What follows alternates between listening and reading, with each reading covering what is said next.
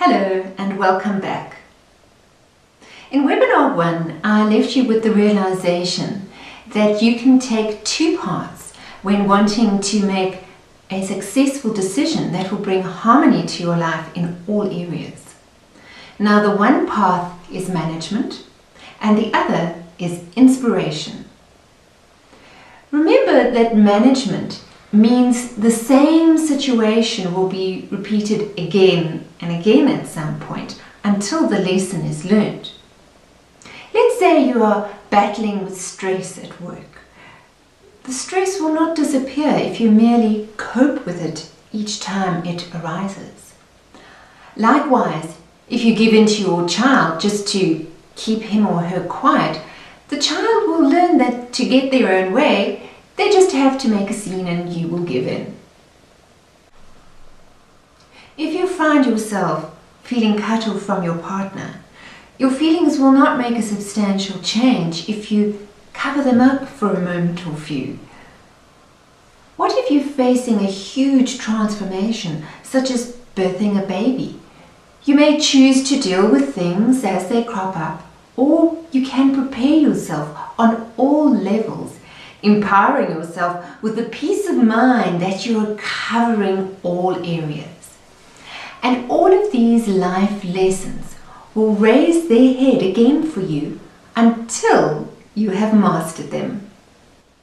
So although it may seem as if the easy route for now is just to manage all the challenges and stresses as they present themselves, if you add up all the time you spend dealing with certain issues, plus thinking about them and talking about them, you will soon see how this time adds up to days, weeks, months, and maybe even years. Yes, of course, training new patterns into your brain can take time, but it is nowhere near the amount of time spent on coping or managing. And in addition, brain training is an investment that will last a lifetime. Because once the new pattern is set, it will be there forever. All it requires is maintenance. In other words, repeatedly choosing to make the conscious choice again and again, and so ingrain the new frequency into your brain and your entire body. When you begin to feel that sense of accomplishment of creating a new way of thinking about your partner, for example, or an improved parenting skill such as consistency, or maybe you feel that sense of accomplishment when your productivity or creativity levels at work start to soar, or if you're pregnant and you gain that inner knowingness that all is well and you trust the birthing process and your body to deliver exactly as it needs to. When you experience all rewards such as these, you will not and you cannot go back to the patterns where you were. And so your horizons will stretch even further and amazing opportunities will open up. When your life is in the flow, you will experience opportunities just flowing towards you, and you will be able to transform at an exponential rate. Now, have you noticed on days when nothing seems to be going right, this affects your mood and automatically your habits kick in? Perhaps you revert to binging or not eating at all, or popping pills, or nervous twitches, depression, insomnia, or whatever your comfort zone is. And now I realize that none of that sounds very comfortable, but when your brain has a pattern that has been repeated enough times to make certain thoughts or actions automatic, this is known as your comfort zone. And the good news is that you can create new patterns at any time.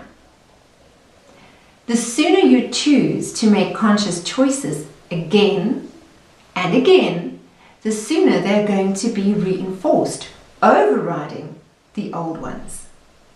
Past patterns won't ever go away, but they can, with repetition, become the primary automatic patterns in your psyche. And this is how your subconscious learns to operate with conscious behavior patterns. Let's say you have a thought pattern of no. If you find yourself often responding to questions or suggestions or actions from other people with a no, think of the type of person that you are at the time when you are saying no. And let's have a look at these different types. Is your no coming from a caring parent? Someone who possibly doesn't use the word no, but softens it with other words and speaks in a language that the other person can understand? Is your no coming from a critical parent? Somebody who thinks that something is bound to go wrong anyway? Is your no coming from the adult, where no emotions are involved? It's just a straight, plain forward no. Consider if your no is coming from a carefree child, one who is not in the present moment and just responds with whatever comes out of the mouth without thinking. Is the no perhaps coming from the rebel child, the part in you that just doesn't want to conform? Or perhaps the no is coming from the place of the victim child, that person who feels scared, fearful, anxious of saying yes, and so the no is actually used as a barrier and as a protection from the outside world. Now, all these different archetypes are also known as ego states, which were coined by Eric Berne, who is the founder of transactional analysis. And he formed this process in the 1970s as a way for people to get to understand the different places and the different types of personas within oneself, and remembering that there can be more than one, and usually is more than one present at any given time. What's also worth noting is that the words parent and child have no relation to ages. It is merely a description to help us understand and to place the role a little bit better. If you are a yes person and you're wanting to find out where your yes is coming from, the same questions would apply. Am I coming from a caring parent? And I really do mean yes. I'm not just saying yes because I want to keep somebody quiet. I'm doing it from a place of loving authority as well. Am I saying yes, but still coming from a critical parent in that I'm not really meaning it. I'm not really being supportive and understanding. So it's not an authentic yes, and that is coming through perhaps in the tone of voice that one uses. Is the yes straightforward? Again, no emotions, just a plain straightforward answer, as we would have in many work or corporate environment situations. Is my yes coming from the abandonment of feeling like a carefree child, just wanting to be spontaneous and say yes to everything in the world, but without thinking about the consequences or what could happen tomorrow?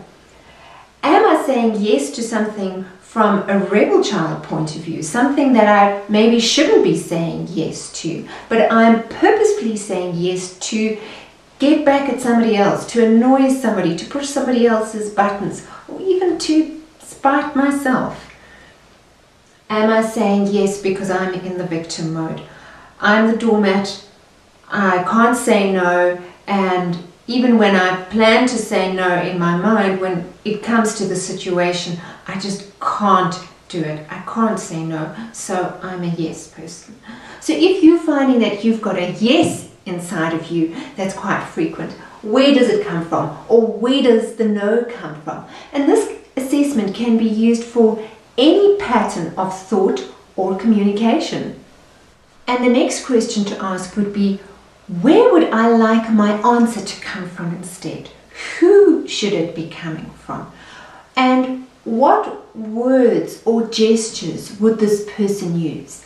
And then you go and you write down your desired responses and consider internally what the next response would be. So if you're dealing with a thought pattern, what could be the next thought that could come into your mind even after you've taken a conscious decision to go down a different route? Or if you're communicating with other people, what could be the other party's response? Even when you're coming from a caring parent, they might remain in the rebel child. So what would be your next response after they have remained there? And what would your response be after that?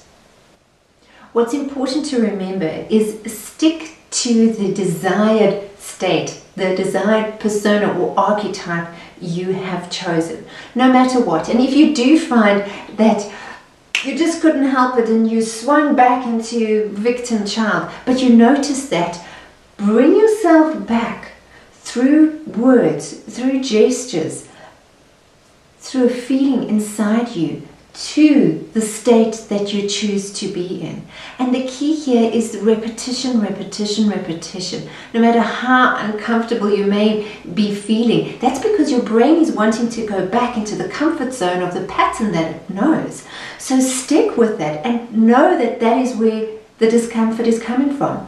And through practicing again and again, you're going to create a new comfort zone that is going to be so much more beneficial for you.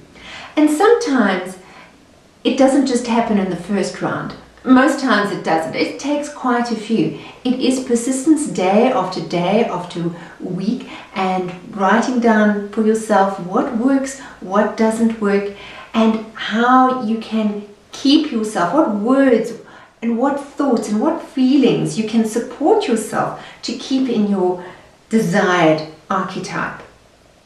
Now, when I started using this process, and I was using it at home with the family, and I was having situations with my husband and my son, and they would be doing something that would annoy me for whatever reason. And of course, knowing that it's not them that's the issue, it's me that's feeling annoyed, I decided that I don't want to be forever coming from the place of the critical parent, because that's really where I felt that I was at the time. So I chose to go to the caring parent. And of course, the caring parent, one must remember, is not just somebody that is kind and giving. It's also about being loving from a place of boundaries. And sometimes that's a little bit easier done, or easier said at least than done. So I would plan what I was going to do, and I would choose scenarios that would happen repeatedly. Sometimes we would have the same conversations just before dinner while everybody's getting ready and having to do things, and there's a lot of instructions and activity going on. These same games would play out. And interestingly, just to quickly explain the games before I get back to my story, Eric Berne, as I was telling you of earlier, the founder of these ego states formulas, wrote a book called The Games People Play, and how we bring out these different personas in each other depending who we are mastering at that moment. So I was not wanting to play the game of being the critical parent anymore. I was wanting to be in the caring parent. And when I was sitting with my pen and paper, it was very easy to write down, this is what I'm going to say. And yes, I know my son's probably going to say that. So I'll respond in a loving way with this. And then my husband will say this. And I will come in calmly with this.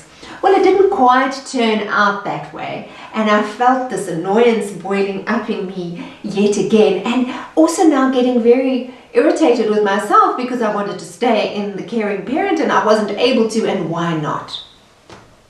So a path that I found that worked was not always going direct from critical parent to caring parent. I found it was easier to take a little bit of a longer route, but knowing that I would get there. So I would first go to the adult, because it was easier for me to move from being annoyed to being neutral. No emotions, no feeling. And from there, I could will up the caring parent. So there's many routes. It's not always the direct one. Play around, see what works for you. You might need to have a few steps and take a very scenic route, and that's okay. The point with this, as with all our new reformatting and our transformations and setting in new patterns, is it's the practice. Because as we've spoken about in webinar 1, the brain loves repetition, and that's the way we create our new comfort zones. Now, sometimes you might find that after reworking your archetype pattern, you still find it impossible to move forward, and you feel that you're stuck in a certain area. Perhaps you already know that you are stuck without even attempting to do the archetype exercise. And this means that there is a deeper issue which may be blocking your conscious decisions to materialize. And for this, a new foundation for your limbic system can be created.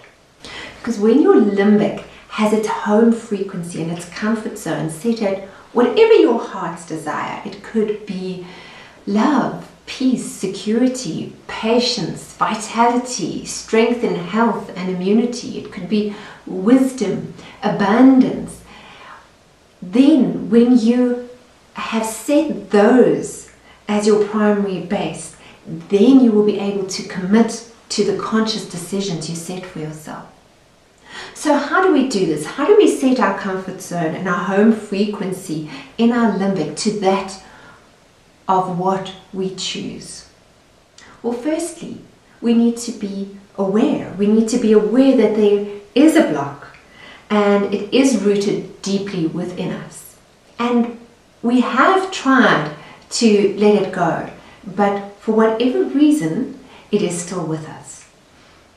Number 2, we need to have intention.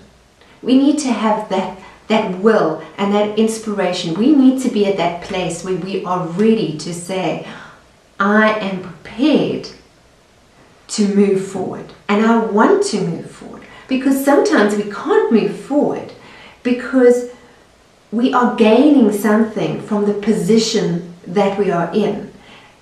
Coming back again to a comfort zone actually being a place of discomfort. And number 3, we need to be ready to invest into the transformation of a new experience in our life. In webinar 3, I'm going to be sharing with you a very specific process of transformation which can shift you into a new gear in life, creating wellness and wholeness. Thank you so much for all your responses and messages that I received after webinar 1. I've received emails from near and far, and it's so inspiring to know that we are all on this path of conscious living together. Now, there's also been a strong indication from listeners and readers that a workshop for this type of work is needed. A workshop where one can have a safe space to process one's baggage, to gently shed those layers that are no longer needed, and then to envelop oneself in a new, colorful attire that is a perfect fit for you right now. So I'm currently busy formulating a workshop of this very kind, and I'll let you know as soon as it's in the bag. But back to conscious choices. Remember that when you train your brain in a new way, this support that you're giving yourself is going to ripple as a support throughout your life, in all areas of your life and to all people in your life.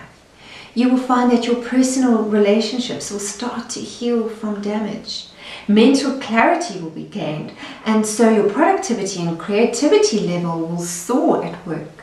When you balance your brain, those around you become balanced as well, and you'll see it in your spouse and with your children. They will pick up on this refreshed you, and they will be revitalized too.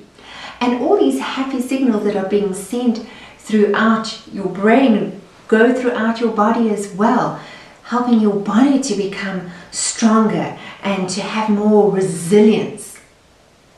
If you're pregnant, the outcome of your delivery will depend largely on how much emotional stuff you have managed to clear before your due date. Because research has shown that 90% of complications during delivery are due to unresolved psychological issues.